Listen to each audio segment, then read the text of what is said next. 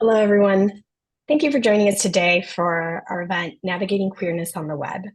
My name is Lillian Corral, and I'm the Vice President of Technology and Democracy Programs at New America. I'm also the head of the Open Technology Institute, more known as OTI. A big welcome to everyone who's tuning in to our event. Online spaces, as you all know, have played an integral role for LGBTQ youth, and now there is a large swath of legislation and policy trends that disproportionately impact their lives, both online and in person. Here at New America, we're dedicated to renewing, realizing, and reimagining the promise of America in an era of rapid technological and social change. At OTI, we are working towards reducing and mitigating the online harassment and surveillance that disproportionately affects vulnerable communities, including members of the LGBTQ community. In 2023, a record of 510 anti-LGBTQ bills were introduced, which limit LGBTQ youth's access to resources, healthcare, free speech, privacy, and accurate identification. And in many of the states with anti-LGBTQ legislation, we're also seeing increased online surveillance and content filtering that can put students at risk of being outed and restrict access to information. That's why it's integral that legislators and policymakers make concerted efforts to understand the full range of implications that laws and policies may have on the kids and teens who are part of their communities. Our event is meant to shed light on the challenges that LGBTQ youth face in the context of today's tech policy landscape and the emerging ways in which we can help to keep kids safe online.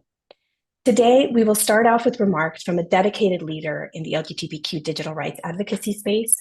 This will be followed by a fireside chat with a young member of the LGBTQ community, which will focus on their experiences growing up online and their view on online safety. And lastly, a panel discussing today's tech policy landscape and how we can help keep youth safe online. With all of that said, I'm delighted to introduce today's keynote speaker, Evan Greer, a queer trans activist and writer who has been on the front lines of some of the highest profile grassroots victories of the last decade with digital rights advocacy group Fight for the Future. Evan develops strategy and messaging to inform all of Fight for the Future's campaigns, interfaces with legislators and the press, and steers crisis response for the organization. She's a leading expert on the intersection of LGBTQ rights issues and tech policy, particularly concerning content regulation, data privacy, commercial surveillance, and algorithmic harms. And she also sits on GLAAD's Social Media Safety Index Advisory Board. Evan's op-eds are adept at framing the issues and are regular features in a number of publications, including The Guardian, Newsweek, CNN. Called A Heck of a Guitarist by Rage Against the Machine's Tom Morello, she's also a professional musician and continues to create music, tour, and organize live music events. Thank you for joining us, Evan.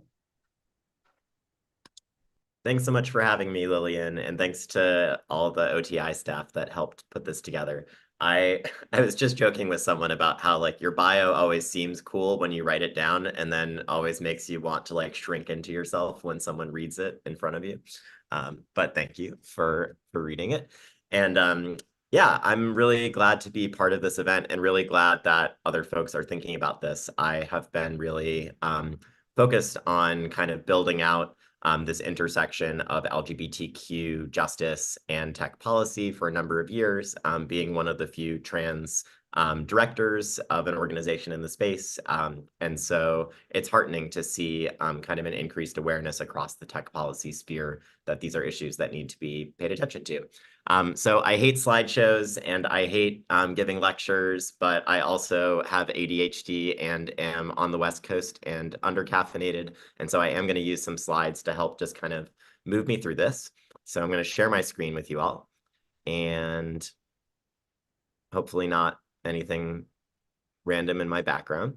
And I'll count on OTI folks to halt things or yell at me if you can't see or anything looks funky.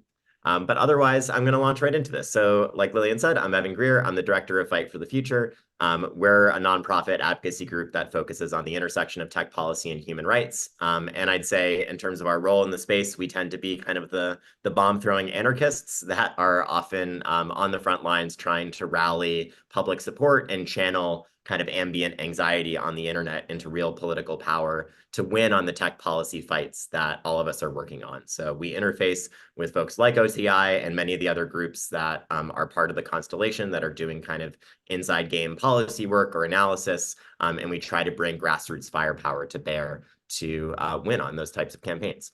And so in terms of the issue we're talking about today, I mean, I don't think this is going to be a shocking statement to folks because tech policy issues, as we know, are a matter of life and death for many communities, and particularly marginalized communities. But I do think it's gone sort of understudied the degree to which decisions about technology, what types of technology we build, and what the rules governing it are life or death matters for queer and trans people, particularly against the backdrop of increased criminalization of queer experience and expression, increased surveillance and attempted control of queer communities in the US and around the world, and also the myriad ways that corporate business practices and surveillance capitalism as a business model can be harmful to queer and trans communities. The flip side of that I think everyone here is also aware of is that online spaces and online access to resources can be life-saving for queer and trans people, particularly for queer and trans youth who live in unsupportive households or in rural areas or places where they don't have a lot of access to queer community. Sometimes those online forums, whether it's a fan fiction forum or a place where young trans people are comparing notes and talking about their experience with transition and gender affirming care, can literally be the lifeline that is keeping young trans and queer people alive in a world that's constantly trying to beat them down. But while these issues are clearly like life or death for our community, I want to name a problem, which is that Frontline's LGBTQ organizations are deeply under-resourced and overworked. They are often fighting the kind of crisis that's right in front of them, whether that's a drag ban or books being banned from their local library or direct assaults on people's ability to access gender-affirming care that is medically recommended and necessary for them, whether they're adults or young people. And many of these organizations, or almost nearly all of these organizations, to be honest, do not have funding or support to have in-house capacity on tech policy issues that impact the communities that they serve. And so while I'm in communication with many Frontlines LGBTQ organizations that are deeply aware that federal legislation, age verification legislation, and other things happening at the state level will disproportionately impact the trans and queer people that they serve, they often feel like we know that that's a problem, but we don't have the experts or the capacity on our team to work on that because we're fighting the fight that's right in front of us. The flip side of that is that I think I missed a slide here, but that the tech policy space itself, in terms of organizations that work full-time at the intersection of technology, policy, and human rights, have largely failed to build meaningful relationships and accountability with Frontline's LGBTQ groups. So while organizations in the digital rights space might sort of mention queer and trans folks or mention the ways that queer and trans folks could be impacted by a piece of legislation or a regulatory proposal or a corporate business practice, there's often sort of an example in a list, or just like a case study of how things can go wrong, rather than a result of actual deep, meaningful relationship and accountability with trans and queer people so that their lived experience and wisdom can be infused into our decision-making as a movement. And so the result is that decisions are being made about technology that disproportionately impact LGBTQ people, and the voices of LGBTQ people are largely absent from those debates. And I think we all sort of know what some of the results of that have been, particularly around these debates around kids' online safety, free expression online, regulation of big tech and social media companies. But I think it's important that we zoom out a little bit from that and kind of talk about the whole picture. And I'm going to try and rattle through this really quickly. So I've tried to break down sort of some of the issues facing queer and trans communities into like three major buckets. And the first one is around privacy and surveillance. And I think, again, this is not rocket science, but I think it's worth naming that privacy is essential for queer and trans people's safety, That's pretty obvious. We sort of know the long history of queer and trans people needing privacy in order to stay safe in environments where they could literally be fired from their job or kicked out of their house or murdered if the wrong person finds out about their identity. Um, we've also seen increasingly the ways that companies collecting sensitive data on people and the business model of collecting and using sensitive data to generate profit has created surface area for surveillance that's disproportionately harmful and dangerous for queer and trans people. One of the stories that really caught my attention was the Texas Attorney General subpoenaing medical records of transgender youth that were receiving gender affirming care in the state of Washington. And, those are medical records. That's a subpoena. That's not particularly a tech policy issue. But you can think of myriad ways that if law enforcement agencies if states are criminalizing certain forms of gender affirming care, certain forms of queer and trans expression, they absolutely will be using government surveillance built on top of corporate surveillance. And the more data that companies are collecting on all of us, the more vulnerable queer and trans people are to those types of attacks from bigoted law enforcement agencies in the states or potentially in the federal level if things go in a certain way in the upcoming election. So with each of these slides, I'm going to say the problem and then a little bit about what Fight for the Future has been doing about it. I'll say that we've launched major campaigns pressuring companies to implement end-to-end encryption wherever possible as a way to protect people who are seeking, providing, and facilitating abortions, but also for the queer and trans community. And I think there's a lot of parallels between Frontline's reproductive rights fights and what's happening for the trans folks and gender affirming care specifically. I'm going to move on to free expression. And the way I've kind of been characterizing this in shorthand is to say that book bans and drag bans are moving online. The biggest discussion around this at the federal level has been around the Kids Online Safety Act. I know many others are going to talk about that today. And if any of you have ever had a beer with me over the last 2 years, I've probably talked your ear off about it. Broadly speaking, I think the thing to understand here is that when we frame legislation as being around protecting kids from harm and don't clearly specify what types of harms we're trying to prevent and clearly specify what types of business practices we're trying to regulate, what we do is create a situation, as we have in the past, where companies are faced with liability for content and will err on the side of caution, which will often mean systematically suppressing content that LGBTQ people need. This kind of just reinforces what is already a problem. There's already significant research showing that, for example, videos on YouTube produced by LGBTQ creators are disproportionately demonetized and otherwise kind of suppressed. We've seen Democratic lawmakers starting to raise concerns about the ways that abortion content has been suppressed post-Roe, which I find frustrating and ironic when many of those same lawmakers are supporting legislation that would actually lead to more over-removal of content related to abortion, gender-affirming care, and other life-saving resources that are essential for queer and trans folks. Fight for the Future has been working with a large coalition of LGBTQ youth and Frontline's primarily trans and POC-led LGBTQ organizations to oppose COSA and/or push for changes to the bill that would ensure that it can't be weaponized against our community. Really love some of these photos from recent Pride events where LGBTQ youth and allies were out with banners, handing out flyers, getting people to take action on this bill. We also organized a letter from hundreds. It's now up to almost, I think, 500 parents of transgender kids urging lawmakers to consider alternatives to COSA. And I think it's important that framing that we're not just saying, no, don't regulate big tech. It's totally fine. Let's live in a cyber libertarian utopia forever.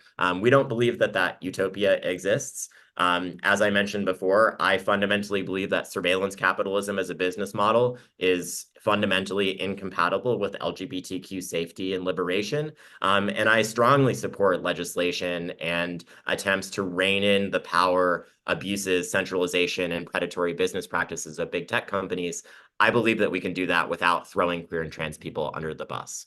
And then finally, moving forward, I'll just say that I've been thinking a bit about artificial intelligence and machine learning in the ways that so many artificial intelligence and machine learning systems are kind of about categorizing people or categorizing things. And as we all know, for queer and trans people, whenever we are categorized and sorted and surveilled and controlled, it tends to go really badly for us. And so I think it's really important that we ensure that LGBTQ organizations are resourced so that LGBTQ people, and particularly trans folks who are on the front lines of a lot of this, have a meaningful voice in these debates. And from my perspective, I'll just quickly rattle off, we've ran some really high profile campaigns around various types of biometric surveillance, particularly at Fight for the Future. But I think that that's really just the tip of the iceberg. As more and more systems are using algorithms to make various decisions, I think it's totally plausible that, for example, someone could be denied a bank loan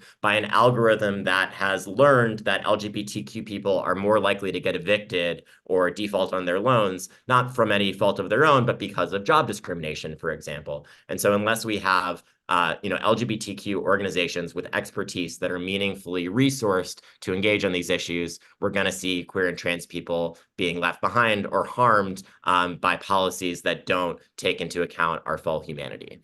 And so really that's my final call to action here. I hope I haven't gone over time, but that we really need to pop this tech policy bubble.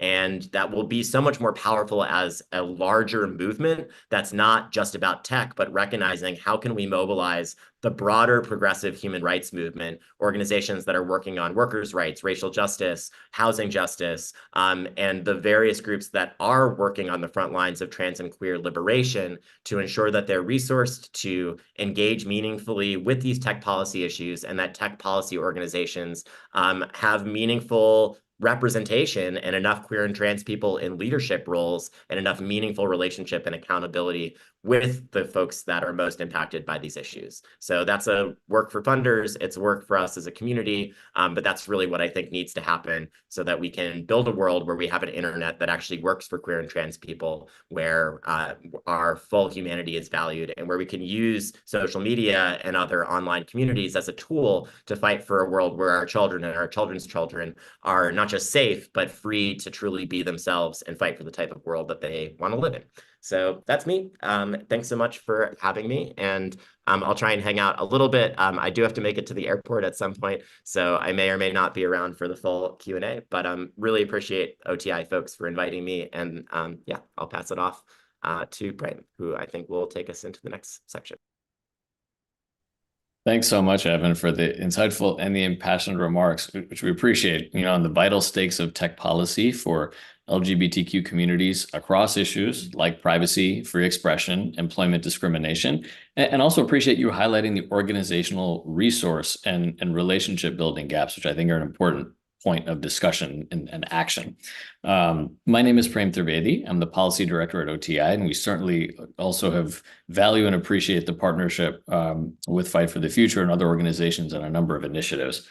I'm excited now to introduce the next portion of our event, which is a fireside chat with Jasmine Hayward, the Communications and Research Associate at New America's Better Life Lab, which will be moderated by OTI's very own Michelle Forrest, Communications Associate with OTI. And I should also note that this event today is Michelle's brainchild. She came up with the idea, and we're very happy to see it come to fruition today. A little bit about Jasmine before I turn things over to Michelle. Inspired by an adolescence immersed in Web 2.0 fan culture, their research explores media representation of marginalized communities and mental illness and the impact of this work on different audiences. For a decade, they've researched the depictions of these themes in entertainment media, from television to story-based video games, and they also advocate for thoughtful, accurate, and trauma-informed reporting in marginalized communities. In particular, Jasmine is interested in taking a co-creative approach to nonfiction storytelling with people who hold complex intersectional identities. And at the Better Life Lab, their work primarily explores the relationship between work and school-related stress and family dynamics, along with the impact of discrimination and marginalization on the transmission of intergenerational trauma. So Jasmine, thanks again for your time. And Michelle, I'll let you take it from here. Thanks for the intro, Prem, and thank you so much for joining us for today's event, Jasmine. Thank you. I'll go ahead and get us started with our first question. Absolutely.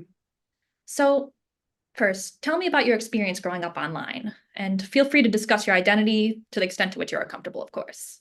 Sure, yeah. So hello, I'm Jasmine. I use they, them. I identify as both non-binary and queer. And I think as far as growing up online, I grew up in Fredericksburg, Virginia, which is about an hour south of DC, where I'm based now. And it's kind of in one of those spaces where I was actually back there over the weekend, and it constantly kind of fluctuates what's going on, both politically and socially. The evangelical church definitely has a really big influence. But simultaneously, when I was over there, like the pride flags are out in downtown Fredericksburg because it's June. But I think what stood out the most and what affected my online behavior the most was that, especially when I was like in middle school and high school at the time, there were not people around who were out by choice, neither like other young people like myself, nor adults. And so I think because of that, my understanding naturally of what it meant to be queer and what a queer lifestyle looks like and all of these things was very influenced by either entertainment media, news media, things that were being said in religious context, or just kind of general stereotyping. And so the internet was kind of the first place where I really met people who held not just queer identities, but many other experiences. It's also where I started meeting people who were from abroad, which has definitely affected my politics as well. But I think that was the first time I interacted with people and saw that people are people, which I think was quite important of a lesson to learn. I think I also mentioned to Michelle in a previous conversation, I had some conversations with some folks who were extraordinarily patient with me, considering kind of how much nonsense I had internalized at that point, well before I realized I was queer, and the way that I brought those conversations into or those ideas rather, into conversations about fan fiction and things that it shouldn't have mattered. But I think that was such a crucial time because as I met people, as I read more stories, naturally my perspective and my opinion shifted.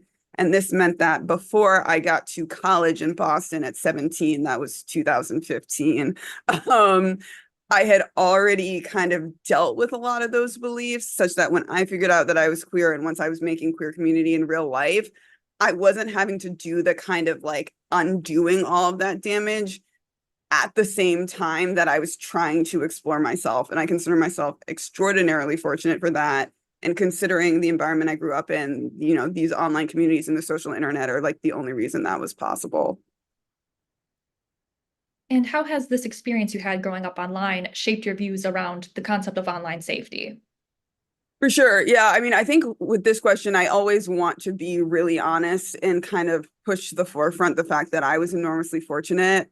In the COSA essay I wrote, which I think we might talk about later, I mentioned and brought up kind of how I was definitely having conversations with people much older than me, and got really fortunate in the sense that genuinely people didn't try to kind of groom me. I never was dealing with predators and things like that. And I know it doesn't go that way for everyone who's kind of in the position that I was in.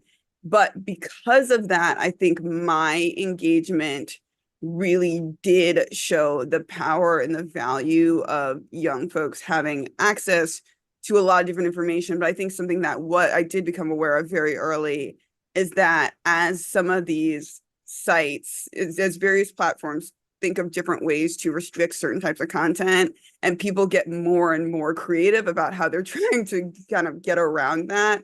Something that I do remember is how easy it was to come across stuff you really were not looking for. And so I think that's something that I think about when we think about online safety. It's not as much at the forefront sometimes in these conversations, but something that I do think about and is quite important to me is the conversation about giving people the option and the opportunity, and really encouraging and sometimes enforcing on some platforms folks labeling content as far as what is this, what's in this. If you sit down with this piece of writing or this video or whatever, are there things you might come across that many people are not looking for potentially, and telling folks that ahead of time so people are aware of what they're consuming and that you don't have those sorts of surprises, as that can definitely create situations that can be uncomfortable to unsafe to really triggering to kind of whatever. And so I think there's that piece of that. And then also just the conversation about what happens when things that happen online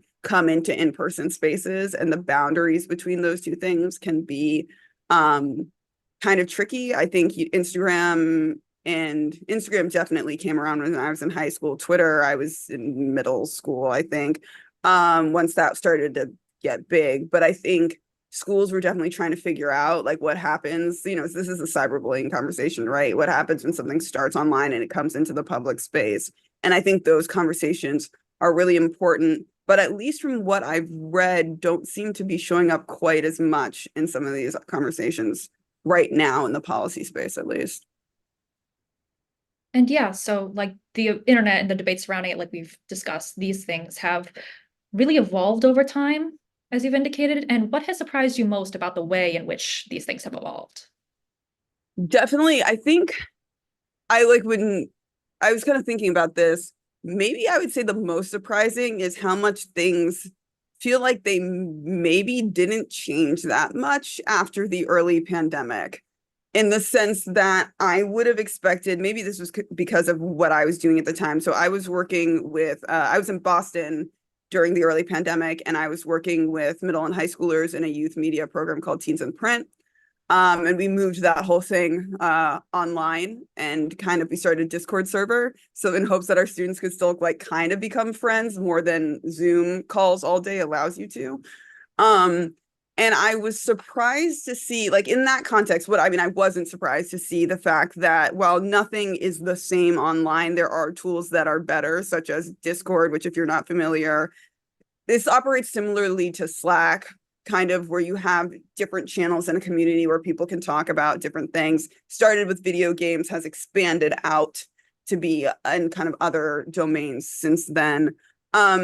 Those platforms do tend to be better, but something I was always really proud of, and to this day, something that I'm really proud of with that work that I did at Teens in Print, is that was often the first space where kids came out, the first space where kids tried new pronouns, tried new names, things like that.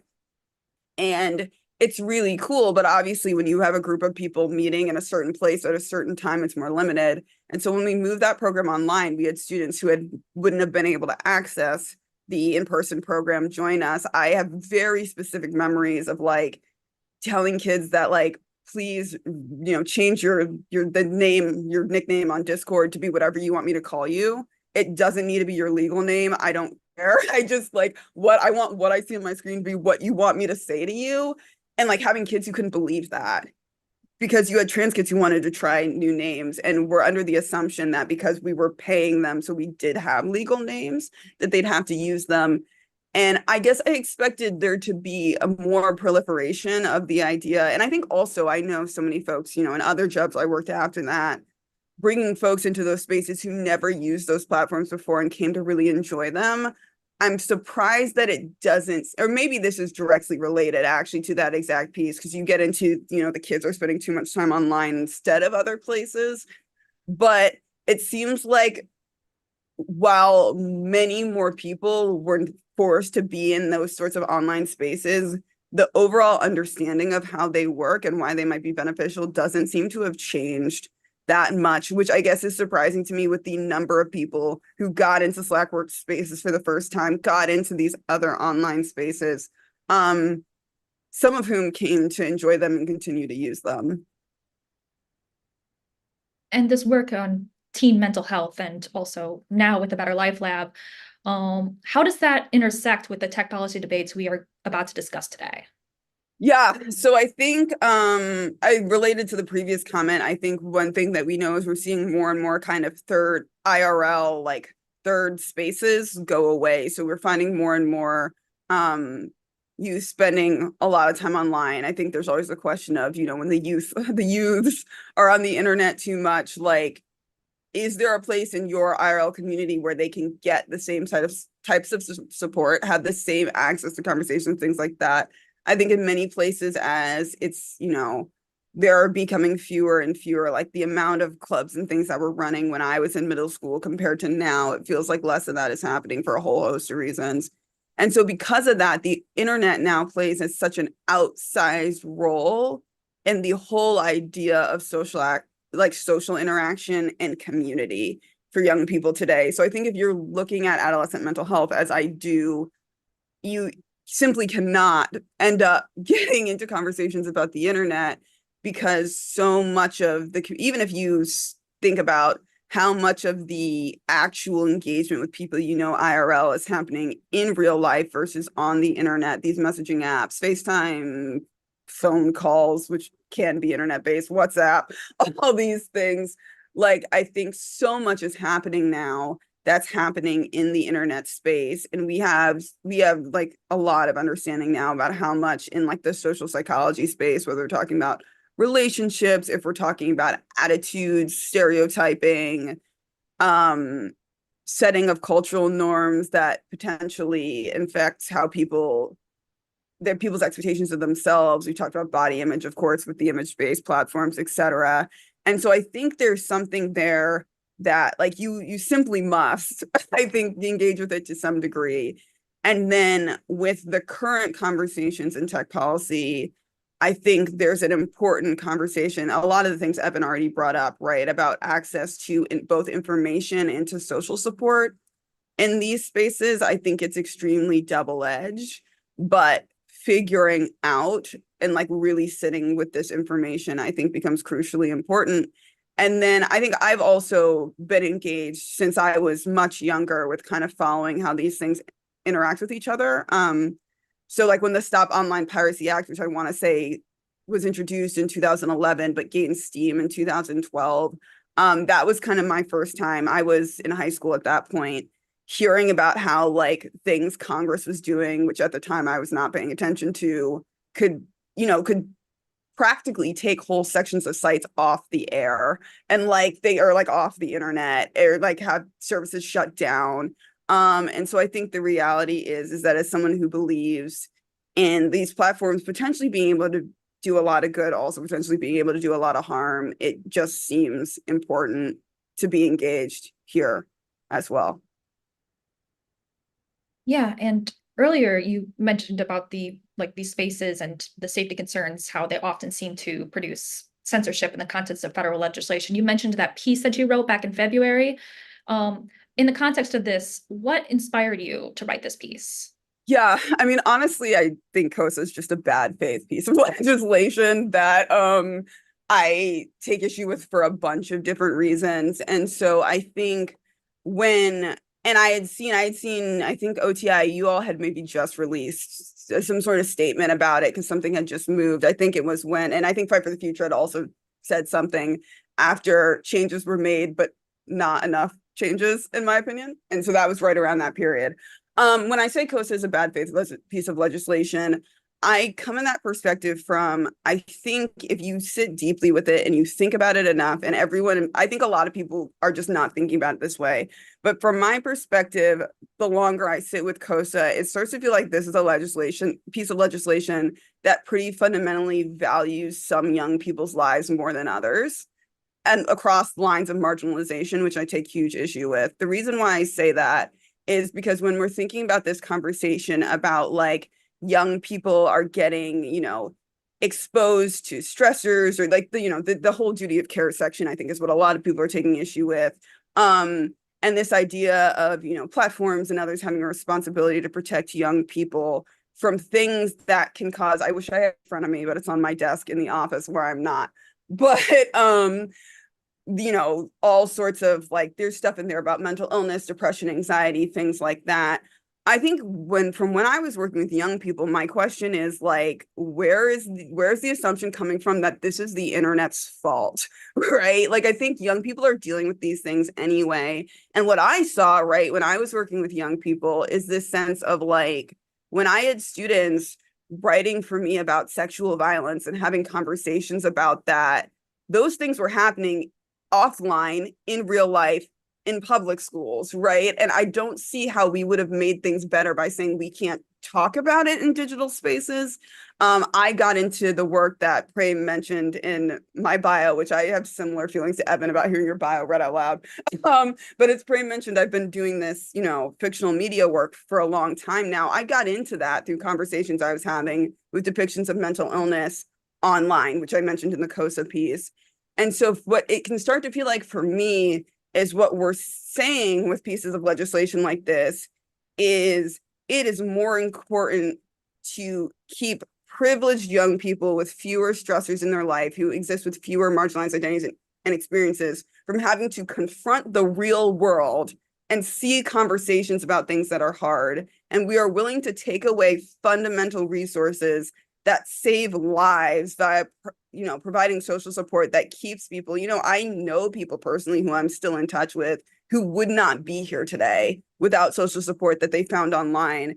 And so it feels like we're saying we're willing to create a situation where we cut those young people off, knowing that this is tied to suicide rates and other things, in order to keep other young people from having to engage with the real world.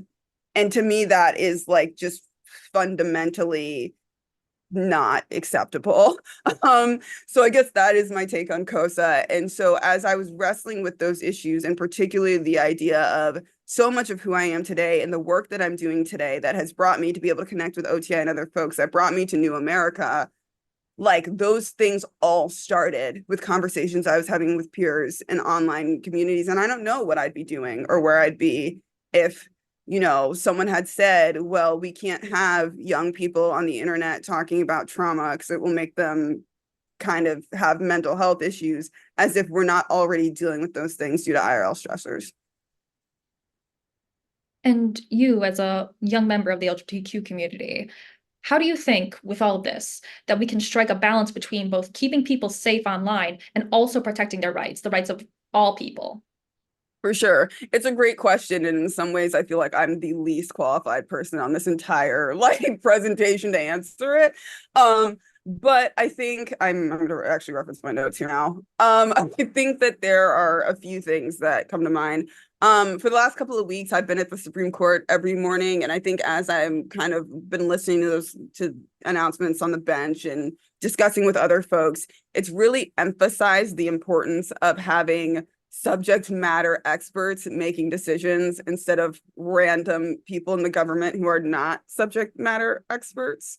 So this, I'm not going to force everyone to listen to me talk about Chevron and all that stuff, but I think there is a sense that's really important of thinking about who is in the room, who are the people writing briefs, who are the people testifying in front of Congress, who's writing the journalism, who's in conversations like this one today, in the sense of making sure that those decisions are sitting with people who are fully informed. Because when I talk about something like COSA and why I think it is overwhelmingly just flies in the face of, being allied with many marginalized people and their civil rights, I don't think is it 70 now, people who have signed on to COSA in the Senate fully have those values. I think a lot of people are either willing to compromise too far, which is a politics conversation, or I think you potentially have folks who are willing to compromise but not realizing just how much you're compromising on,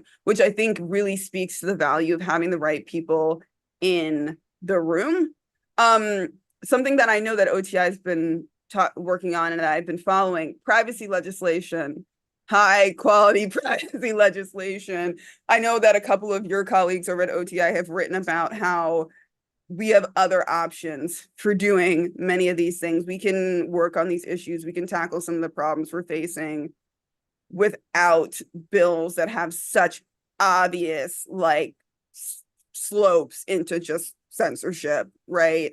And so I think trying to, and I think those things can be a little harder politically for a variety of reasons that you and your colleagues would be better to speak about.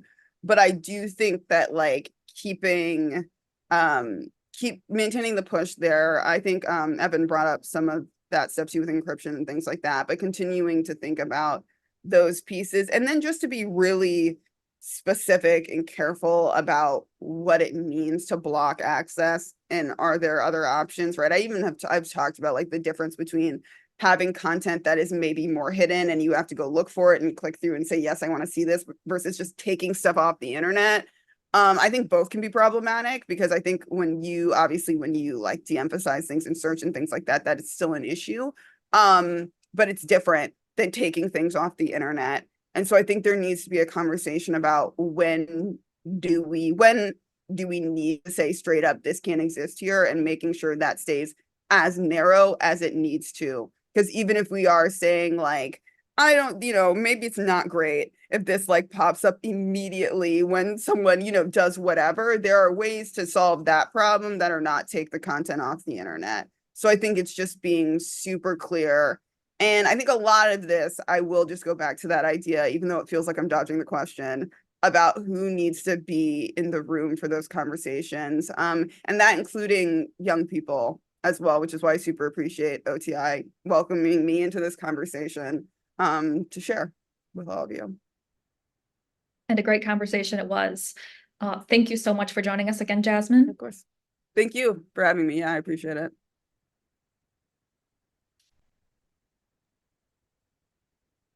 Thanks so much to both of you for an excellent conversation, grounded in personal experience and covering a breadth of issues that I think set the stage really nicely for the next and final portion of today's event, which is the panel discussion.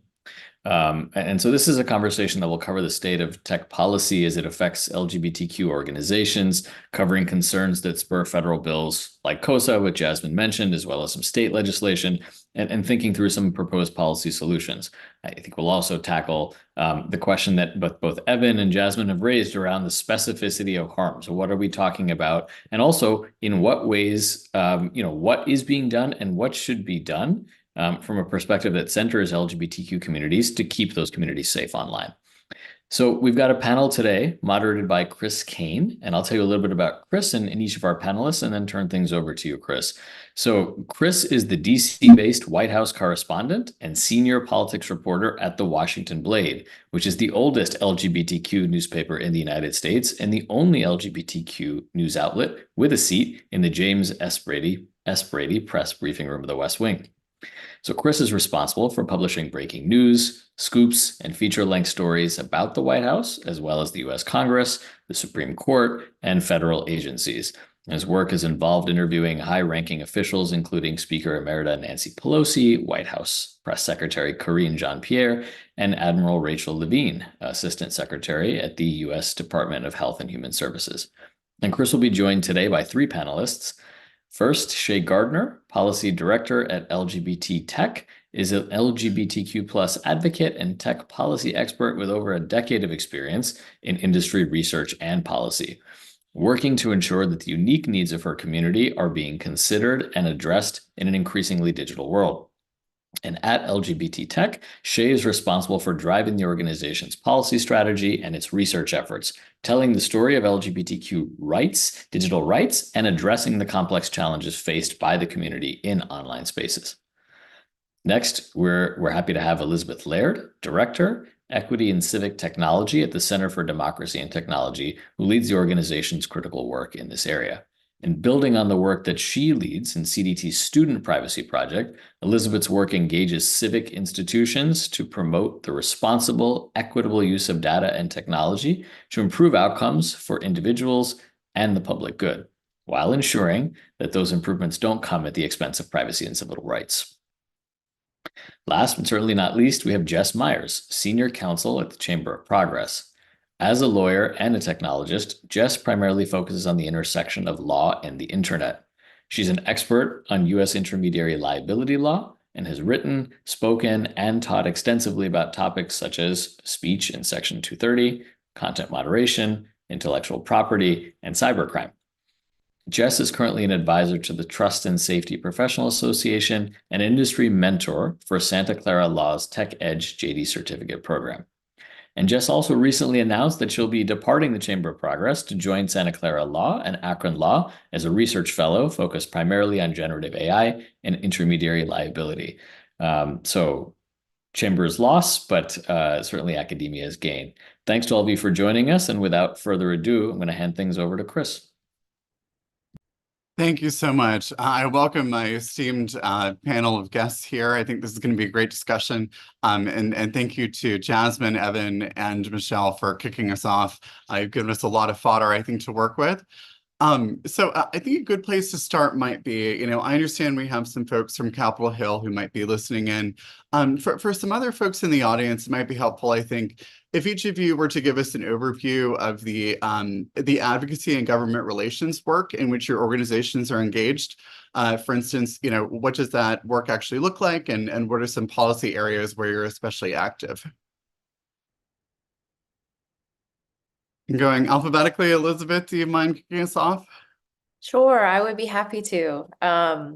Thank you, Chris, and thank you to New America for hosting the event today. I'll just sort of go off script a little bit, if it's okay, fearless moderator, and just tell you a little bit about my background that I think is relevant. So I've been in this role for 6 years, and I lead a project that is focused on supporting public agencies in their responsible use of data and technology. And so part of that means, of course, not breaking the law, but that's the floor. And so as we talk about potential policy interventions in our advocacy work, I just want to set that frame that the law is important, but that's not the North Star. The North Star is truly protecting people and making sure that data and technology works for them, not against them. And so the work that my organization does, the Center for Democracy and Technology, we do 3 main things on this project. One is we try and provide balanced advocacy, and by balanced, I mean trying to balance the potential benefits of data and technology with the risks. And I think what we oftentimes find is that there's a lot of enthusiasm around the benefits and not much focus on the risks. And so that's a lot of where we'll come in, is to try and explain how something that may seem like a good idea could in fact be harmful. And I think that's one of the through lines of today's discussion, how something that on its face seems good, let's keep kids safe online, but the actual reality of how that's implemented could endanger kids in the name of keeping them safe. The second thing that we do is we try and provide guidance to folks who are making these decisions. So in my case, I work a lot with public administrators, largely in the education sector. So I'll talk more later about what we know about the experience of LGBTQ youth in K-12 schools. And then finally, I'll talk about this a bit too.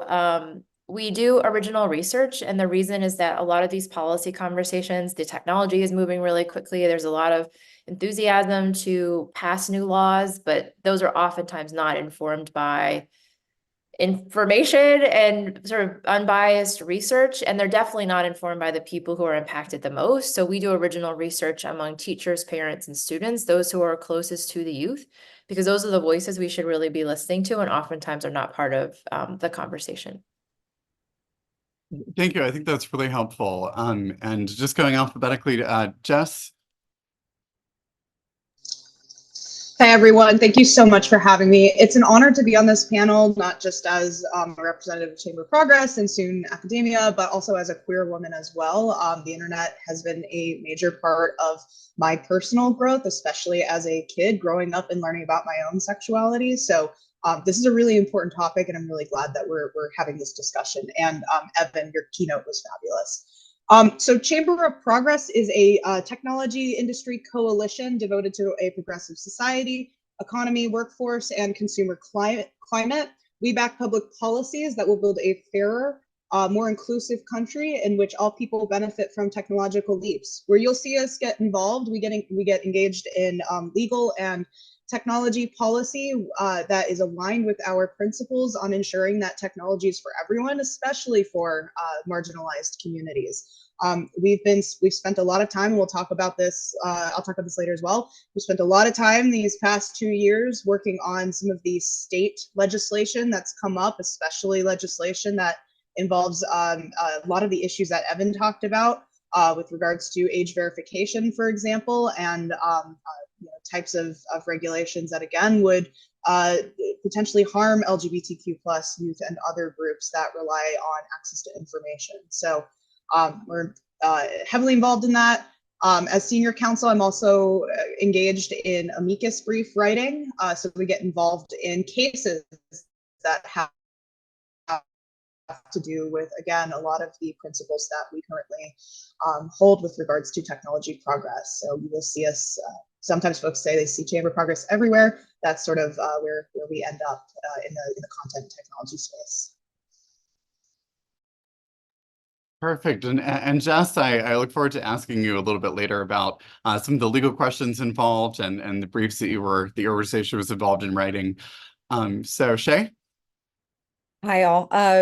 So LGBT Tech is a sort of unique national nonprofit in that we exist solely and specifically in the intersection between technology policy and LGBTQIA+ advocacy. And we do that through sort of two branches. The first on the policy side, which is where I live really, is through partnerships and work with everyone from policymakers to innovators to industry stakeholders, civil organizations, and I like to summarize kind of our role on the policy team as telling the story of our LGBTQ+ community, explaining the contribution that technology has and has had to that story, and ultimately working to preserve and improve that contribution. That happens at the same time, or our policy happens at the same time as our programmatic work. We work with a network of LGBTQ+ community centers around the country, distributing grants and actual physical technology to them. As well as we have programs to better help members of the community be safe and prepared to be online. We have STEAM education programs. There's a lot of on-the-ground community work that happens as well that really underpins the rest of the work that we do. So we've got branches in every direction. We touch everyone involved in this space. And I'm so thrilled to be here to talk about this. Well, thank you so much, Shay. I think that's a really helpful background and information to have.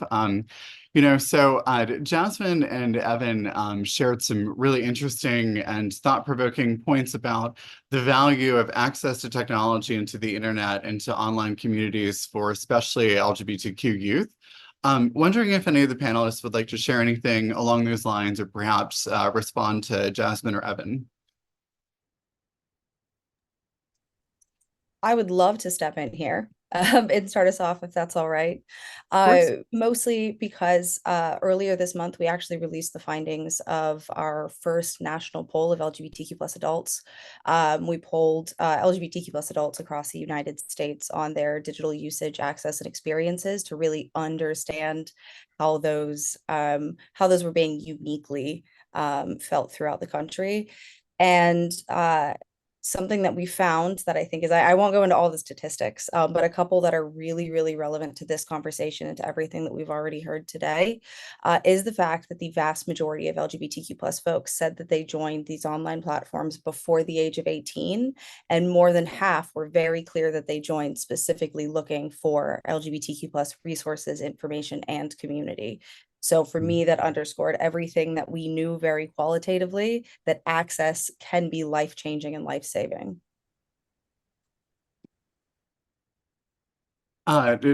Jess, I know you touched on this a little bit. Anything else you'd like to perhaps elaborate on in terms of your own experience or experiences you've observed among others? Yeah, absolutely. So first, I want to echo everything that Shay said and everything that Evan and Jasmine have said as well. I think that really covers the full picture here. But just to kind of speak very briefly about my experience and some of the experiences that we've encountered just working at Chamber of Progress, the internet is a crucial resource, not just for finding information about LGBTQ+ resources and gender affirming care, but another perhaps overlooked aspect of it is finding community.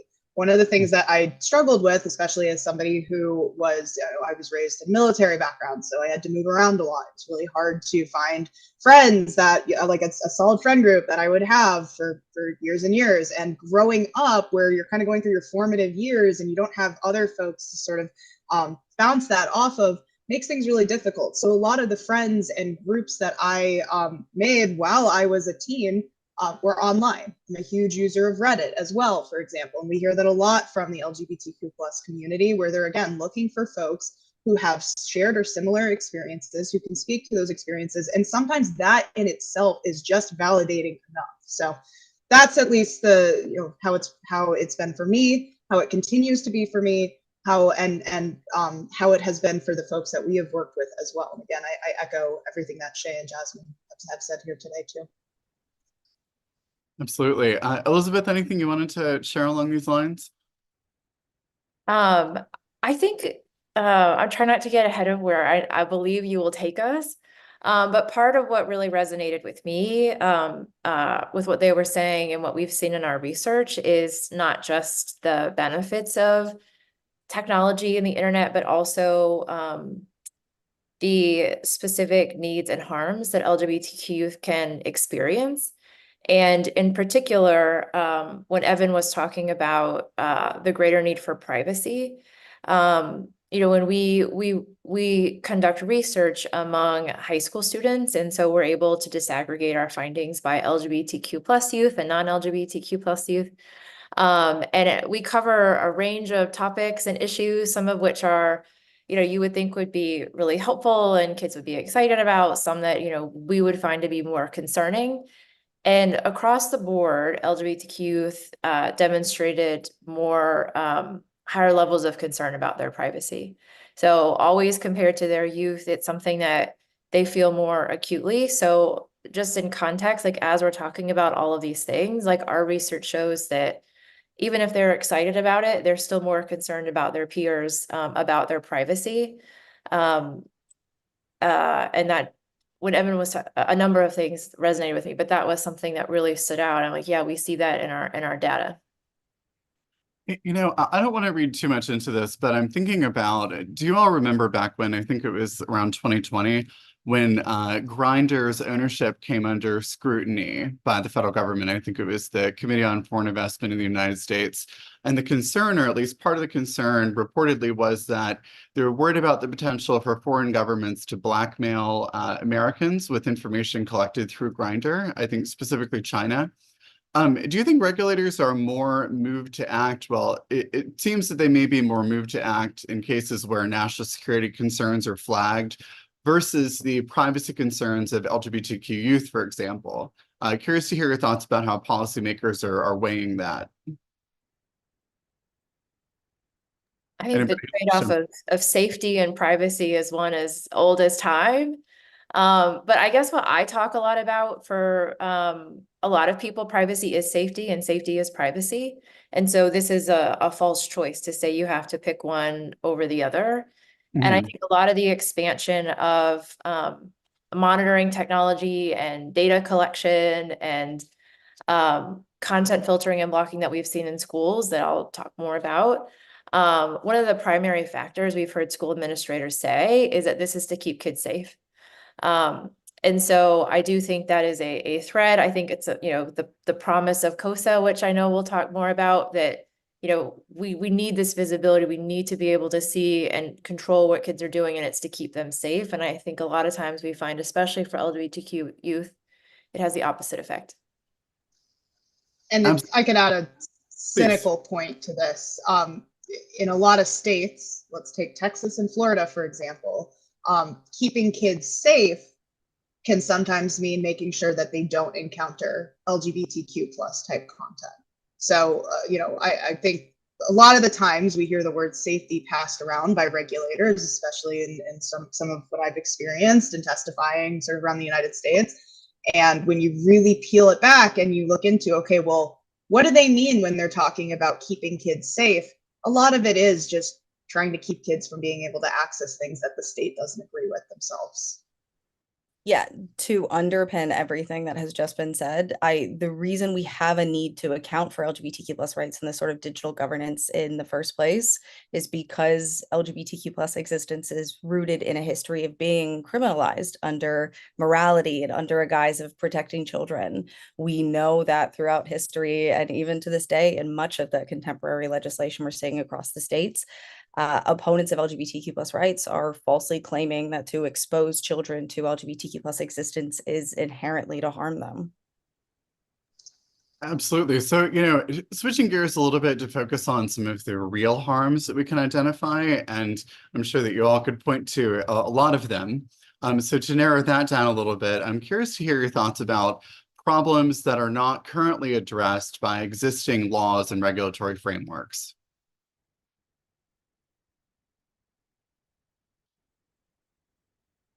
This could be problems with the internet or with platforms, with privacy, social media companies. Shay, did you want to take that one? Yeah, I'm sorry, I lost my mute unmute button for a second. I think when you are talking about questions that are not being answered that really should be, privacy has already been brought up a ton in this conversation. And a lot of the well-intentioned privacy language that I see in bills that specifically address children always strike me as privacy regulations that actually should probably be applicable to everyone in the population. Not in all cases, but in some. And so it is hard to be having this conversation about the specifics of this one, population of youth. And to be talking about how we are comprehensively protecting them when we are really missing the baseline of comprehensive protections that we need to begin with. Good point. Elizabeth, is there something you wanted to share along these lines? I know that you've talked about how existing regulations in some cases are under enforced. Yes. So we were gonna be talking a lot about COSA and APRA today, and then that was canceled. So We'll get there, I promise. But anyway, I bring that up because I think there's a lot of focus and attention on what are new regulations, what are new rules, what are, new things we need to do. And while I think some of that can be true, I think there's a lot to talk about what that would look like, which I know we'll get into. What I don't, and I'm going to speak specifically in schools, I spend a lot of time sort of trying to raise awareness around is that, needing to protect people on the basis of sex, if that rings a bell, it's because it's from the 60s. And so civil rights protections have been in place for literally decades. And at least in the education context, this is not a new responsibility. Schools are already required to have a Title IX coordinator, which is what is intended to prohibit the discrimination on the basis of sex. So there is existing infrastructure in schools that should be focused on this. What is missing, a couple of things are missing. One of the main ones, though, is that these folks do not have a background in data and technology. They think that's someone else's job. And the folks who are thinking about discrimination and civil rights in, the real world are not working with folks who have more expertise in data and technology and can try and marry those things together. And so something that we've been advocating to schools around, as well as to the Department of Education, is the need to break down yet another silo, where you have folks who are thinking about discrimination, you have folks who are really excited about data and tech, and they are not talking to each other. So while we debate, what additional regulations and rules should look like, it does not absolve folks now from preventing discrimination against the very people we've gathered to talk about today. Anything else the other panelists would like to add? Are there areas where existing laws are perhaps misguided or could be under enforced or over enforced, for instance? Huge +1 to everything that's been said, especially to the existing laws on the books. And I find myself, especially in my testimonies, I ask policymakers who are considering these laws, considering writing new laws to regulate the internet, what is the harm that you're trying to address here? And it's important that we talk about what the specific harms are, because it is likely that we already have enforcement mechanisms on the books. But that aside, the only other thing that I wanted to call out that I think is under discussed in this entire discourse is youth rights and kids' rights to specifically choose. And this comes, I think, back to the privacy discussion, but in the US, we're a little bit different than if you look at, say, the way in which the EU approaches kids and parents. In the EU, it's a little bit more of a parents' rights. It's a parents have rights to decide for their children kind of approach, where here in the US, supposedly, we talk more about how youth has agency. And that comes back to the discussions we've been having about ensuring that youth are able, especially LGBTQ plus youth, are able to have access to information if they want to get that access. And today, with these laws that are being enacted that are centered around parental consent, where a teen would have to go and ask their parent if they can access certain parts of the internet, really disregards this sort of agency or right to be able to access and choose information. And it's, entirely problematic when we're talking about, not teens from what you could probably call like a normal upbringing where they have two loving parents in the house, but teens from foster backgrounds, teens who might have a lifestyle or a sexuality that their parents do not approve of. They live in, the areas of the U.S. where folks are intolerant to those views, and then you have your parents or the folks who are your guardians charged with this duty of deciding what you can and cannot access. Those are the things that's at least one of the things that keeps me up at night when we're talking about current and future regulation of the web. Shay, was there anything else you wanted to add? Oh, Elizabeth. Shay, and then I'll go. I think to piggyback on what Jess was saying, so much of this legislation that we're seeing now, it tends to treat youth as if they are monolithic. It is treating them like one group of people, both in age. And I would have to argue that the needs of a 14-year-old online are going to be significantly different to the needs of a 17-year-old, and that 17-year-old is probably closer to an 18-year-old. And so when you have this broad legislation that fails to account for the individual experiences of youth and treats them as if they are one monolithic unit that has to just be protected in its entirety, that always comes across to me like it is infantilizing them. I very much believe that every generation that comes along understands technology 10 times better than the generation before it, and will advocate, until I lose my voice about the importance of sort of user-centric controls and the ability to explore for youth. And that is not mitigating the need for safer ways to do that at all. But there's certainly a balance to be had there. And I do think, unfortunately, until this point, we've really kept the youth out of the conversation about them. I wanted to add one more that I thought of that I think folks will find important in terms of a gap. So the federal privacy law that governs the protection of student information is called the Family Educational Rights and Privacy Act, FERPA. I know none of us need new acronyms, but if you could allow me to use it, it is much shorter than the full name. If we were, I like to quiz people on when they think FERPA was enacted. I won't do that to you, Chris. But I used to do privacy when I worked for state government, and people would say, "Oh, I think it's super old. Like I think it's from 1990." Well, it's from 1974. Okay, so which is still the main law that governs the protection of student information, has not been significantly updated since then. And one of the aspects of FERPA is that it is not only aimed at protecting the privacy of students, but it is also aimed at giving parents access to their child's information in schools. And generally, that's a good thing. Having parents have visibility into what data is collected about their child. I think you can tell where I'm going though, which is that that's not always the case. And so in particular, a trend that we've seen largely at the state level is introducing bills, sometimes passing them into law, that require that schools notify the family if a child wants to use a different name or pronoun in school. And so a gap is that schools have no discretion about sharing that information if they believe that sharing that information with the family would lead to neglect and abuse. And I think that's in part because that law has been around for so long.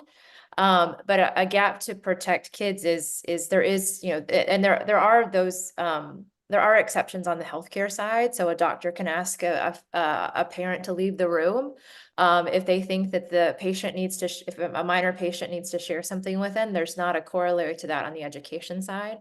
So as more of these proposals are enacted, something that seems positive, which is giving parents visibility into their child's experiences in school, can actually lead to their neglect and abuse.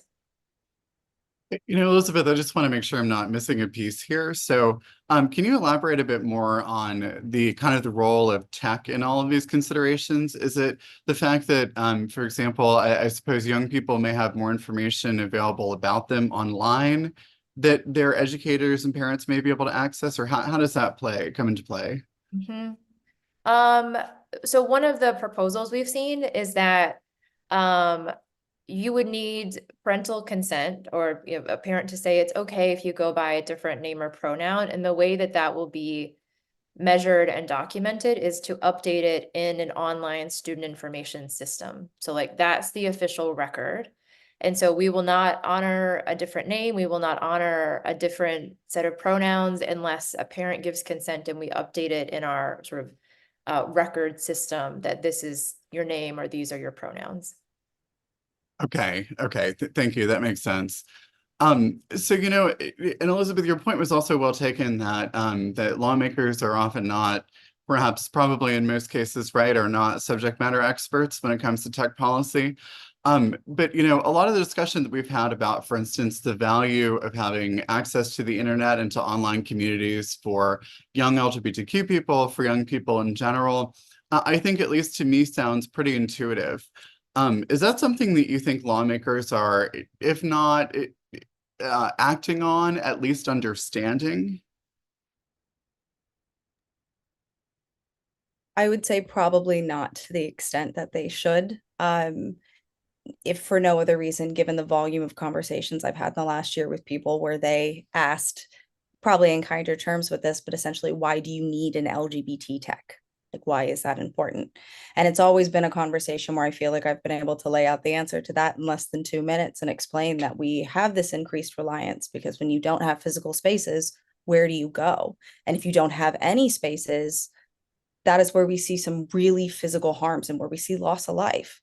And it is it's a very powerful conversation to be having with individuals, but I don't think it's one that comes sort of intrinsically for people to consider themselves. I also think it speaks to the importance of including the LGBTQ plus perspective when you're talking about bills like these, because I think the community's needs really do sit on this fence of needing better protections online, of needing to have safe spaces online to go, and needing regulation to support that safety, while at the same time sitting right on the fence of if that regulation goes too far, you fall off into censorship and we lose access to the places that we really need. Double-edged sword, absolutely. Exactly. So sorry, let me reference my notes real quick. So let's actually jump into COSA. I was hoping that each of you perhaps can give us an overview of COSA and perhaps also the way that it's evolved from its initial introduction to where how it looks today.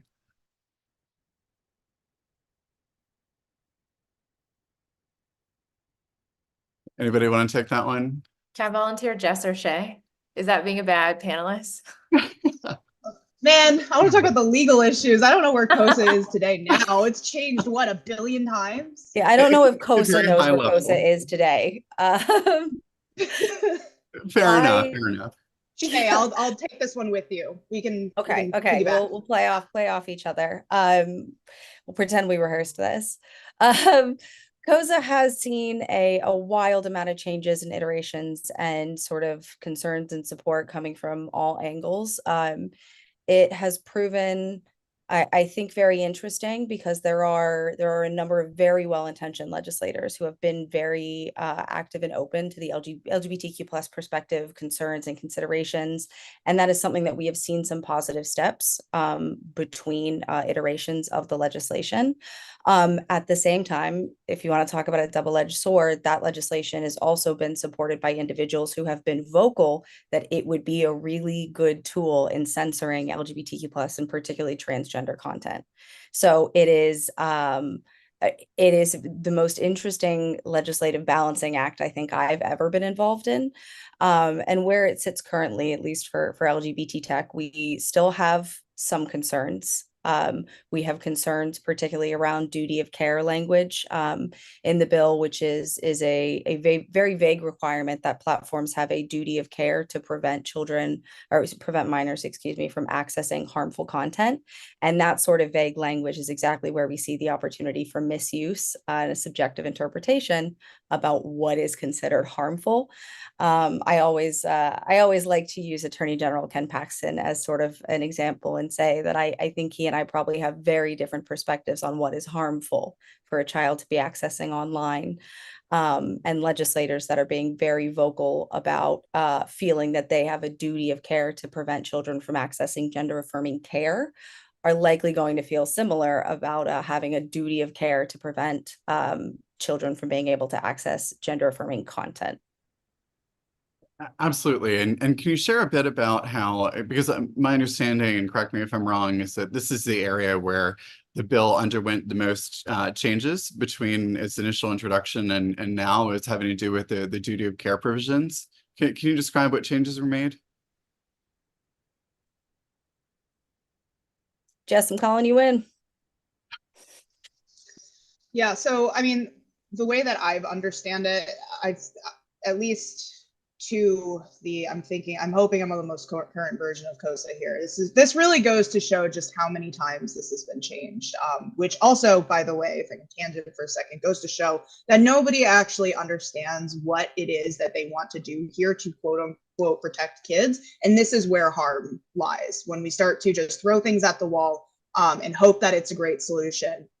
This is exactly the harm that is that both Shay and Elizabeth were talking about. This is how LGBTQ youth sort of gets left on the sidelines here. So that aside, with regards to duty of care, the way that I've understood it is that, again, it's a legal standard that would be imposed on the platforms that are in scope of the bill, basically to say that they are fiduciaries. They owe a certain heightened level of standard of care to every single one of their users. That's, again, minor users that are in scope of this bill. And any changes that have been made to the duty of care standard, in my opinion, have been non-substantive, because at the end of the day, the question, at least from the legal liability front for these platforms, is going to be, did they meet their quote unquote duty or standard when it comes to insert X harm that somebody brings under this suit?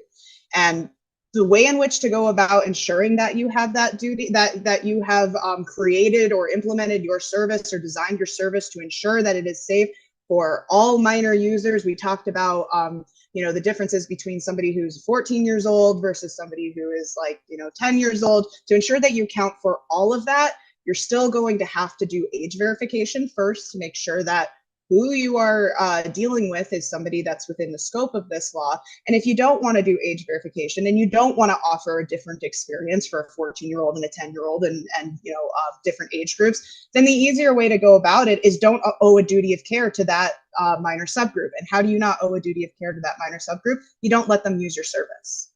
Anybody who's under 18 doesn't access the service. Anybody over still has access. And we've heard about these types of discussions, not just with COSA, but even with some state legislation, where, again, a duty of care standard is imposed. And we've heard discussions from the tech companies about whether it makes sense for them to even continue to still offer services in that state. So think about that on the federal level. If others have thoughts about current implementation of duty of care, or if I've misspoken or misstated something, please chime in. Oh, you're muted, Chris. Technology. Thank you. Sorry, my dog was walking around. Had to quiet that for a minute. So I'd love to hear a little bit more about some of these state and local bills with language that mirrors COSA, especially any that have been implemented and what the effects have been.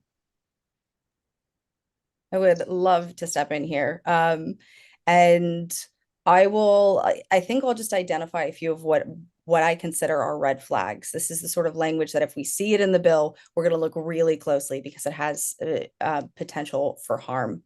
The first is harm to children language. It has that same subjectivity. We look for obscenity language in particular, especially given the history of obscenity being misused against the LGBTQ plus community in historic and contemporary legislation.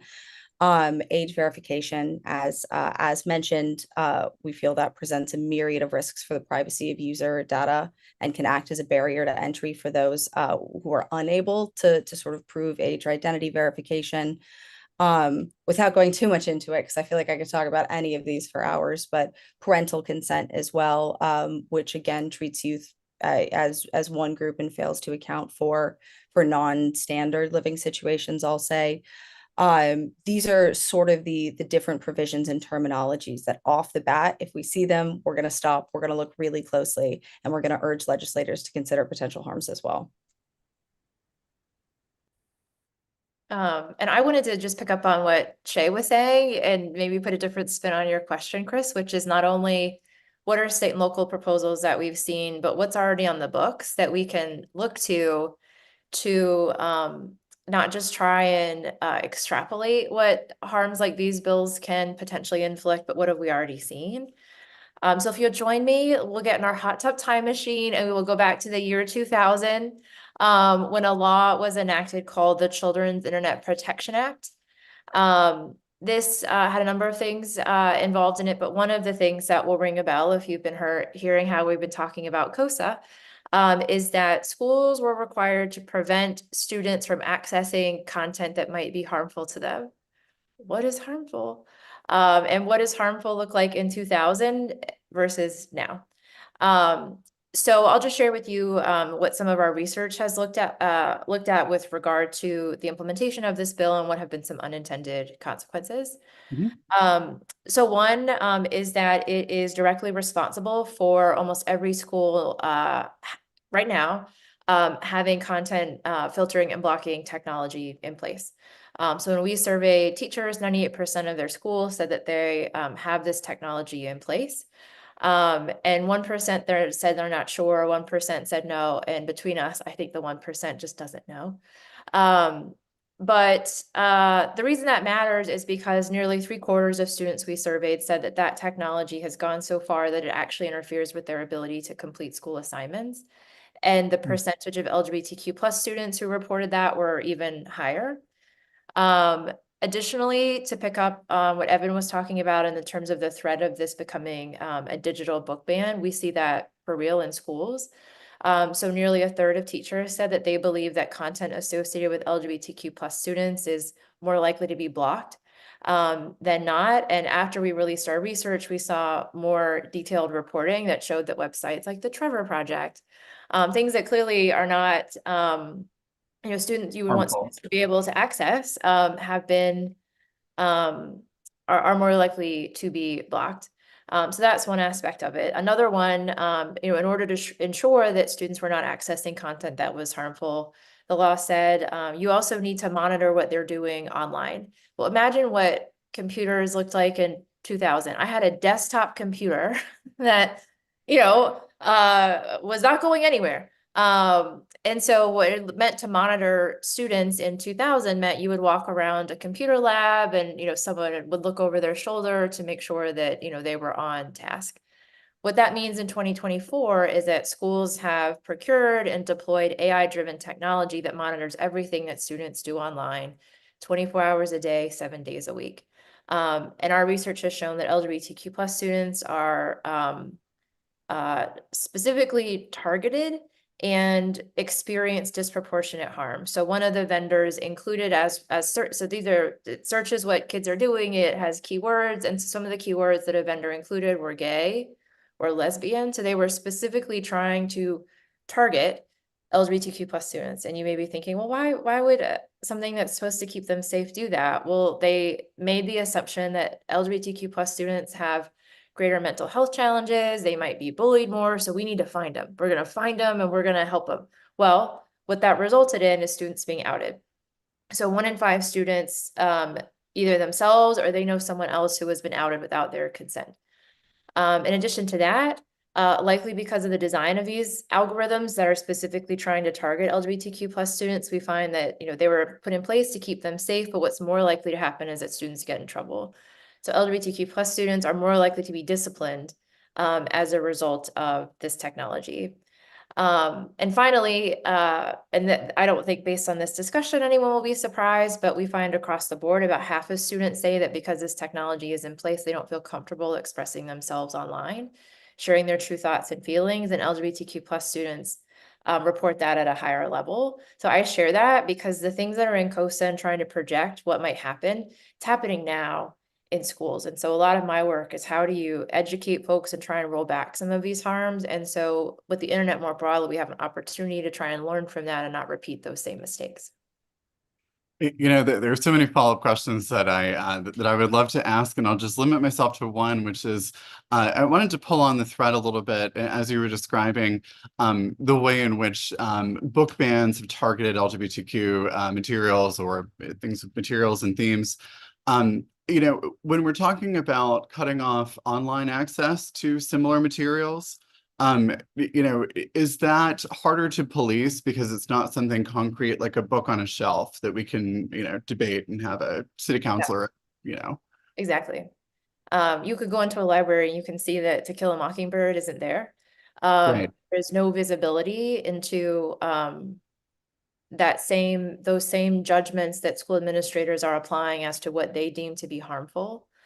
And the reason that we know some of the sites is because we've had a couple of journalists issue massive FOIA requests and have the time and resources to go through, you know, what was actually blocked and flagged. But I mean, that's a big issue. And the people who are most out of the loop on this is parents. Even if a parent wanted to advocate and say, I want my child to have access to this information in the same way those conversations are happening about what should be on a bookshelf, they don't even have the information to be able to engage in those conversations. And one more thing I wanted to raise that the monitoring tool that I'm talking about that is now in 88% of schools, we're seeing those tools expand, and this is again in the name of keeping kids safe, to also provide reports to parents about what websites are they visiting. You know, what in the same way that there's proposals about showing what books a kid has checked out from the library. They're doing that same thing online, except that kids get a lot more of their information online than they are getting from a physical library. I Thank you was so much. Oh, Oh, go ahead. very quickly, I wanted to say that I have always loved your research on this particular topic. It hits home for me because I was a young teenager when I, for the first time, went on a school computer and typed in, "Is it okay to be gay?" And that was the first place that I was searching because I wasn't sure about searching at home. It is not lost on me that I was doing that in a state that is trying very hard to pass Don't Say Gay bills right now. And it is not lost on me that the combination of monitoring tools like that and some anti-LGBTQ plus legislation means that if I were attempting to do that now, the outcome and my journey to being where I am now as a fully formed and happy individual would be very, very different. I think that's, oh, go ahead, Jess. If I can add just like one more point here, and again, +1 to everything that's been said.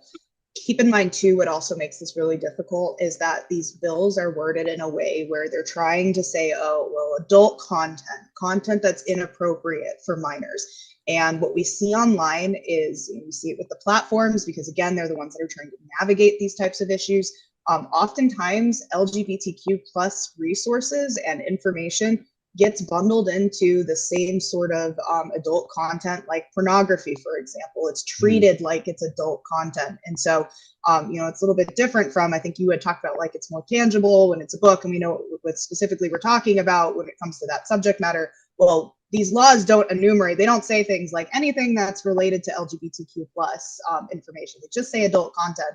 And adult content, unfortunately, gets read as even the most harmful, or not harmful, even the most harmless or innocent aspects of LGBTQ information as well. Thank you. And I love that we're kind of doubling back to some of the initial topics that we covered. And I see we have Evan back who wanted to jump in. Hey, apologies that I'm sweaty and out for a run, but I've been listening through the panel, and I wanted to say something on COSA and just like add a little bit of hope into the conversation. So from my perspective, the most significant change that has been made to COSA is the removal of Attorney General enforcement. So originally the duty of care in the bill was to be enforced by attorneys general, like Ken Paxton, who we were just talking about. And that has been removed. It's now enforceable by the FTC.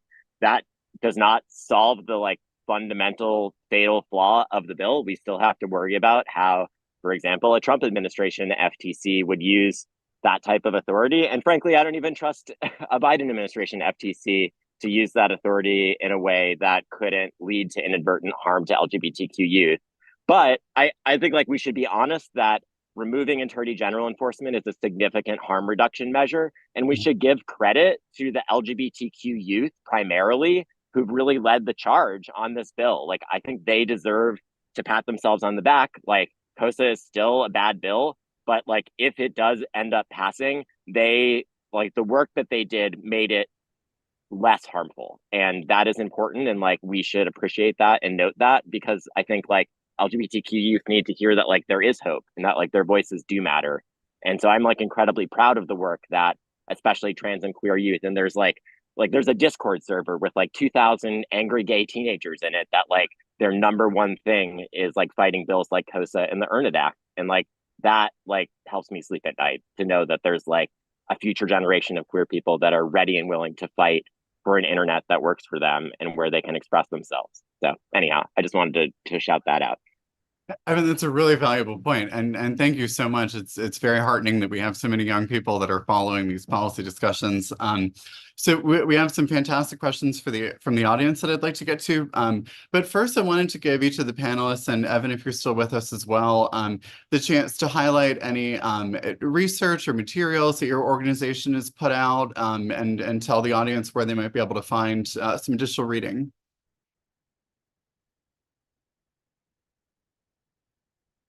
Sure, I'll start. So our website, cdt.org, a couple of the resources that I mentioned, all of our research is available online. So the couple of reports that I would put at the top of your list if you're interested in learning more would be our most recent release of research, which is called Off Task. And then we also did legal analysis of existing civil rights protections and what it would look like to apply them to the use of data and technology in schools, and specifically cite examples in there that disproportionately harm LGBTQ plus youth. Perfect. Our website is lgbttech.org. I would probably direct anyone interested to our two most recent research reports.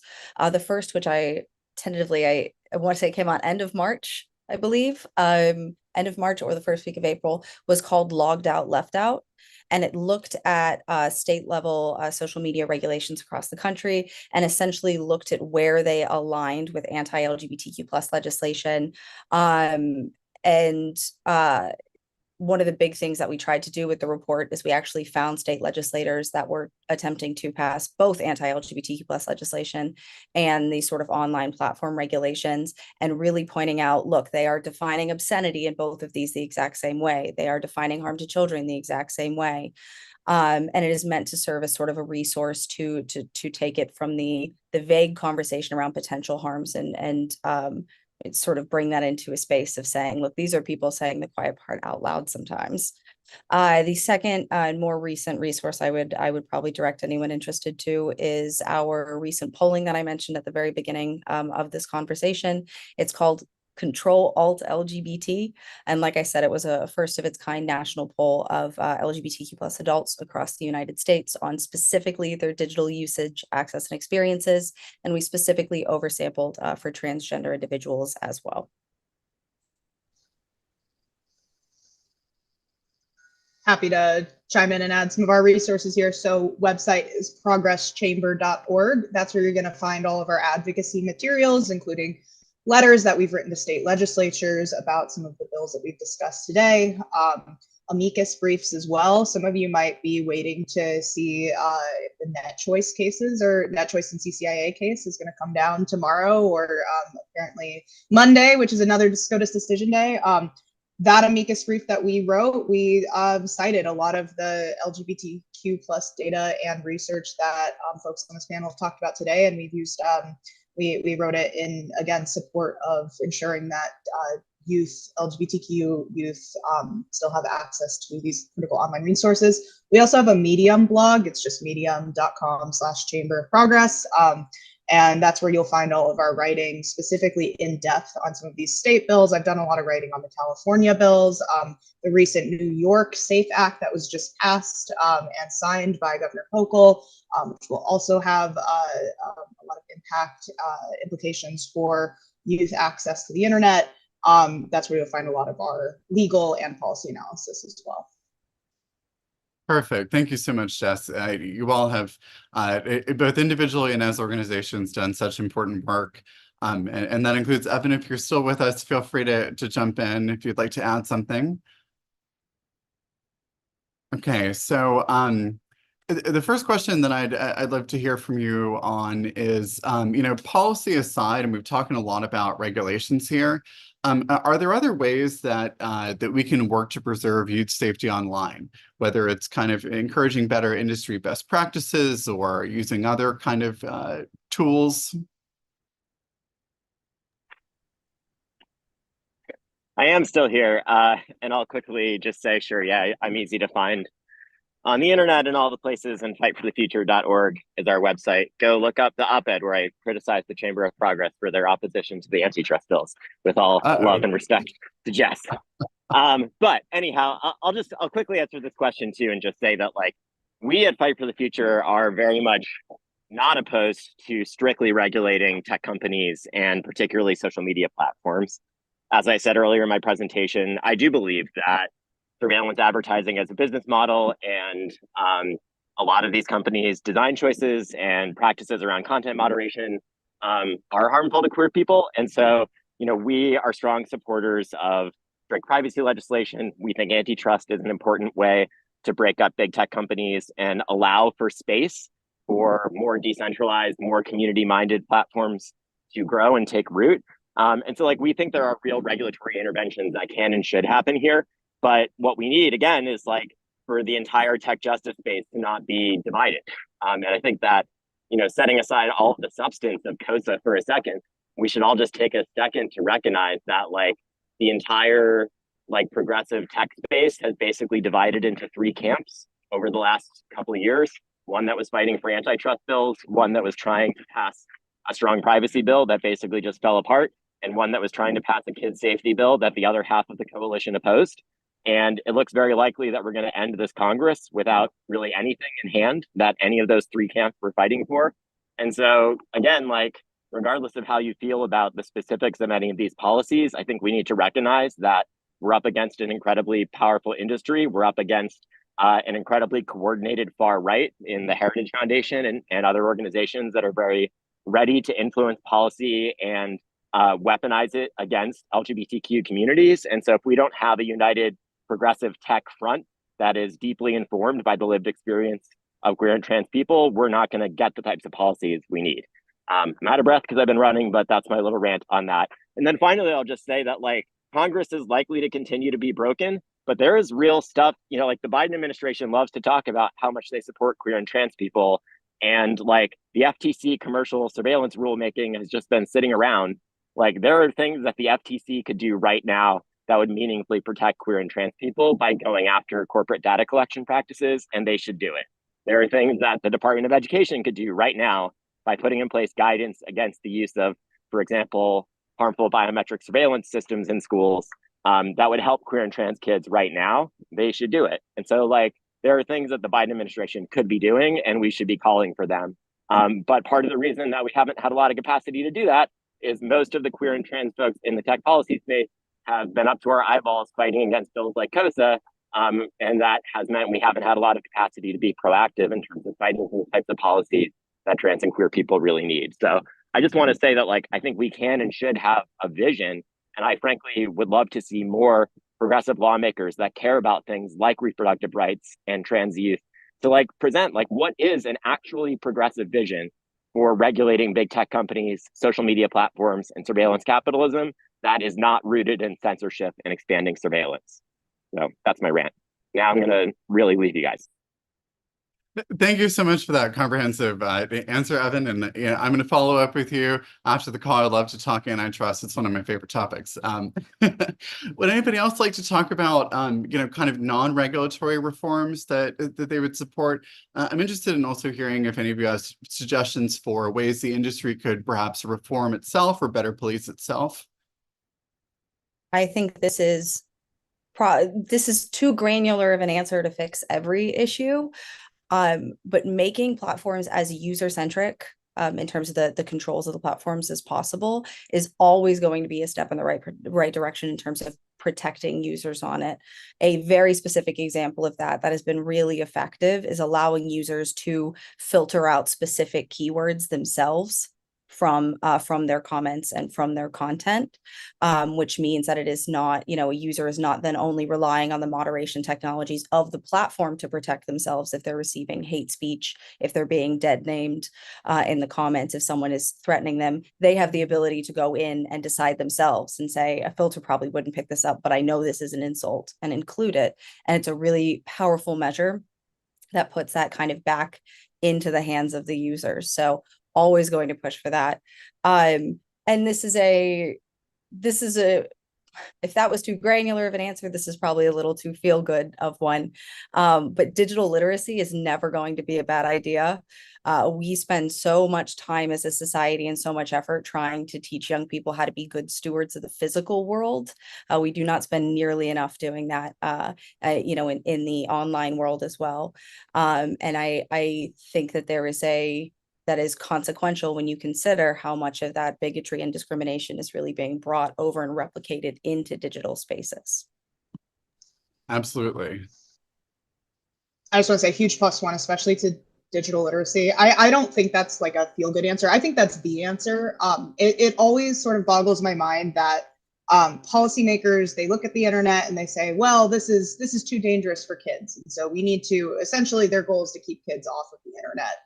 And so what's the next step here? They become adults and now they don't know how to discern between misinformation, disinformation. They don't know how to express themselves. They don't know how to deal with some of the harmful bullying that is going to come their way as adults anyways. And they're going to grow up in a world where jobs have gone to technology and to work, and they don't know how to use they don't know how to use technology. Digital literacy is the solution. It is everything here. And we shouldn't be turning to solutions where, where we think, okay, well, maybe we should just keep kids away from the internet and tech because it's too dangerous for them. That's the wrong way to go. And I guess to build on that, when we survey students, as I mentioned, and I've sort of focused on some of the harms, but we ask, here's something that a school could do, including digital literacy on the very topics that my fellow panelists just talk about. And we ask, would this be helpful? And they're like, yes, we would love it. And then our next question is, has your school done it? No, like nothing close to it. So we've actually shared findings that, with the bar chart that shows here's the demand and here's what's actually being provided. So you hear from students themselves that this is something that they would really find a lot of value in. And then this is a bit of a different take on your question, but I spend a lot of my time advocating and working with folks who are inside government. And there's a lot that they can and should be doing to do a better job of protecting LGBTQ plus kids when they are entrusted with their care. And so part of the resource I mentioned earlier that analyzed the legal application of civil rights laws to data and technology ended with a list of here's what you should be doing. And sort of, we're not going to take no for an answer because this isn't a new responsibility. You've been responsible for this for decades. We're just saying you need to take those same principles and apply them to the use of data and technology in your schools. And part of it means having an inclusive definition of what it means to discriminate on the basis of sex. And we're not just talking about boys and girls. We're talking about genders other than male and female. We're talking about sexual orientation, and that's the first step. And that's what we mean by it. And that's what we think schools should do.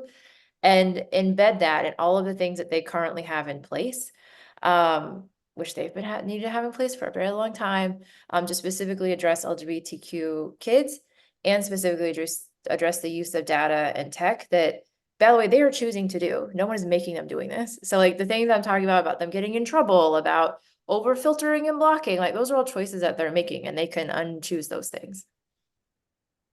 So, Elizabeth, I think that's a great segue into the next audience question, which has to do with privacy laws. So we could perhaps look overseas at GDPR as an example of a privacy law. Whether or not you want to reference that, I'm curious to hear your thoughts about some of the language that you would hope to see included in a privacy bill. To make sure, just to clarify, to make sure that we're really protecting the privacy of LGBTQ youth, especially who are, for the reasons we have already discussed, vulnerable. I mean, I can say a lot of and actually I would love to hear they may not ever agree to be on a panel with me again, because I like to tee them up to answer questions that you ask. But I'll say a lot of what I look at when I look at like child safety bills or consumer privacy bills are, I guess this is true with what folks have talked about already. I specifically look for unintended consequences. Like, where are things that you're saying that you don't know what you mean when you put that in there? And so some of the common things that we see have been talked about. So giving parents sort of access to student information, and that generally being a good thing. It can be, but not in all cases. Another thing that we look for are, and this is maybe less germane to your question, which is why maybe I'll be quiet after this and let my fellow panelists talk. But we see things like some of the rights that generally you think would be good, like deletion. In the context of schools, you don't necessarily want to give kids and families the right to delete information. You could delete bad grades, you could delete discipline incidents. So we've done a lot of trying to educate lawmakers on like the unique circumstances that happen in schools and how that, you may need to treat that particular sector differently than other sectors. All really important considerations, I think. Shay and Jess, did you want to add anything in the discussion, context of the discussion about privacy legislation? We need a federal privacy law. And this sounds like a catch-all and that we all say this over and over again, but look, we have all these different state privacy laws. If we keep on this path without preemption, the worst state law is going to be the one that these services decide comply with the most. There is no such thing as a Texas version of Google, a Florida version of Google. No. Just like we saw with the GDPR, if all of these platforms said, look, we comply with the GDPR, then we're good to go, and we'll just do a broad compliance. The same thing is going to happen here without preemption. Some state is going to enact some really awful privacy law. We've already seen a few. And that's going to become the gold standard until Congress can get it together and pass a federal privacy law. And if I sound very passionate about this, it's because we've only been doing this group for 5-6 years now. So that's my hot take. I think you took the words out of my mouth. You cannot build comprehensive protections without that absolute baseline. Like that is something we have desperately needed and continue to need. And in the same vein of recognizing that there is not, like you said, there is not a Texas Google, there is not a California Google, there is no way to really separate and legislate differently like that. It's also from a human interest perspective. It makes no sense that someone several miles away from me right now in Maryland has significantly different digital rights and privacy expectations to me here in DC, which is wildly different to someone several miles in the other direction in Virginia. So when it comes down to it, this is an issue that has to be at the base level legislated at the federal level. And just to I was use education as an example of, in some cases, what not to do. Because FERPA is so old, the federal student privacy law that I talked about, states, we couldn't figure out how to reform it at the federal level, so states went ahead and passed their own updated student privacy laws. Again, if I was with y'all in person, I would say, who wants to guess how many there are? I won't do that, but there's over 140. So imagine what it's like to be a school where you don't have a lawyer and you're trying to implement all of these restrictions that are coming down from state government where they're not talking to teachers and what it's like to work in a school. Imagine being a company trying to comply with all of those things. If you want to look to some of the harms and what we're trying to prevent, a lot of that, you can actually look at what's happening right now in the education sector. Jess just pointed out, how do we have more versions than states? It's hard to even wrap your head around. I don't know if that's rhetorical, Jess, but it's because it's hard to legislate. And so every time you do it, you have to go back and fix it. And then you fix it again and you fix it again because you're trying to do it quickly and you're not engaging the right people. Absolutely. We're seeing the same thing in California. I don't know how many times we're going to pass the age appropriate design code out here, but there's 4 of them now. Well, and Jess, your remarks about how we've been talking about the need to pass a federal privacy law in the United States for 5 or 6 years, probably even perhaps longer, led me to remember lawmakers making that exact point at that. I'm sure you all remember that kind of famous hearing in January where Mark Zuckerberg apologized to the families that had lost kids of theirs. due to online harms. Which leads me to a question that just occurred to me, so forgive me. But I'm wondering how you all feel about kind of the presence of the, for lack of a better term, let's call them kind of the victims' rights perspective in these discussions about legislation. So we're inviting, for example, parents who have really, really heartbreaking stories. Do you feel that that's kind of an appropriate place for that? Sorry, if I could just, I'm off camera now, but if I could just jump in really quick, I will touch on this point, and I'll touch on this last point too, because I just want to push back a bit on some of what was just said around the privacy bill and state preemption. I think it's important that we draw a clear distinction between bills that implicate speech and bills that are focused on commercial surveillance and data collection. And I actually don't see any collateral harm to LGBTQ communities if a federal privacy bill is a floor rather than a ceiling, and states are able to impose stricter privacy regimes. And I don't lose a lot of sleep at night worrying about giant corporations and their legal bills in terms of complying with state regulations. So that's just me, and I will say that. That said, I think it's also important to recognize that a strong privacy regime is an important answer to bills like COSA. And I've met with some of the parents that you're mentioning, including parents that have suffered tremendous loss and who are grieving kids that they've lost due to harms that they've experienced online. And, what I try and explain to them is, look, like what you're trying to accomplish here, I understand. We all would prefer that algorithmic recommendation systems didn't push certain types of content, for example. You can't accomplish that by attempting to directly regulate what content platforms can recommend to whom. And the folks on the panel have very clearly articulated why. But you absolutely can go after the initial data collection and the commercial surveillance and make it much, much more difficult and costly for platforms to surveil younger users or all users and then use that commercial surveillance to recommend content. And so I think it's important that we say that clearly because, I think we're often accused of being the party of no, and we just say, no, no, no, no, no, we're against all these regulations. But I actually think that a strict privacy regime would help accomplish a lot of what supporters of bills like COSA say they're trying to accomplish. And I think it's really important that we hold that ground and we don't cede it to, as if we're just, the party of no, and they're the ones pointing the path forward when in fact they're pushing a bill that would not prevent the harm to those kids and would not address the fundamental underlying business practices that drive that harm. Thank you for bringing that home, Evan. It's funny, the kind of unintended consequences and the interrelationships between all of these things have been kind of a through line throughout our discussion, I think. And unfortunately, it looks like we're out of time. I look forward to reaching out to all of you individually in the future to be sources for my coverage on a lot of these tech issues. But it's been a real pleasure talking with you, and I'm going to turn it over to Lillian now. I just want to say, Chris, thank you for moderating us and keeping us on time and on topic. Of course, I'm sorry I didn't get to address everything. There were so many topics. Yeah.